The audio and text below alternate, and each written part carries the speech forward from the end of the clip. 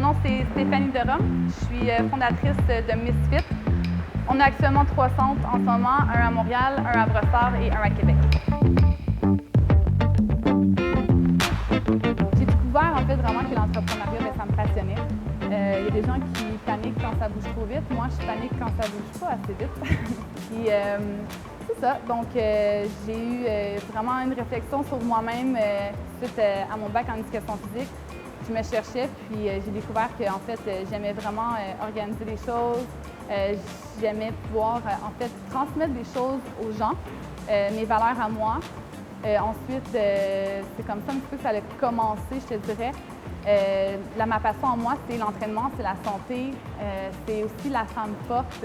Ça m'a toujours impressionnée. Puis de pouvoir transmettre ces valeurs-là aux femmes d'une certaine façon, j'ai trouvé la façon de le faire à travers un petit peu le Misfit. Puis c'était pas vraiment mon idée de vivre de ça un jour. C'était plutôt du fun que j'avais, puis j'avais vraiment du plaisir à le faire. Puis j'ai commencé comme ça. Finalement, il y a plein de gens qui sont embarqués là-dedans, qui m'ont suivi. J'ai créé ma communauté.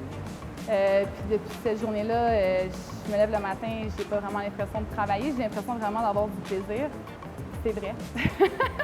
Ma pire peur dans la vie, c'était de me lever le matin puis faire quelque chose que j'aime pas. Ça a été c'était mon pire cauchemar. Ce qui a fait beaucoup de réflexion par rapport à mon choix de carrière.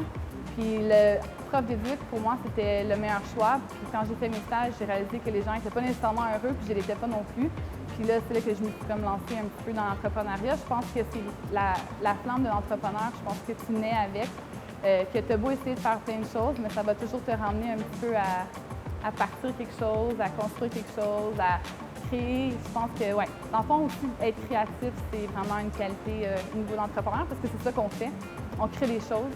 Si dans le fond, tu as une idée dans ta tête, tu couches un soir, puis dans ta douche, tu es en train de faire ton jogging, tu penses à quelque chose, puis on a la capacité justement de penser à quelque chose, de le créer, puis de le mettre en réalité. Puis je trouve que c'est vraiment ça qui décrit vraiment l'entrepreneur. Moi, en 2012, quand j'ai parti mon centre, c'était vraiment les réseaux sociaux. J'ai allumé tout de suite, je te dirais. La game n'était pas encore vraiment commencée, là.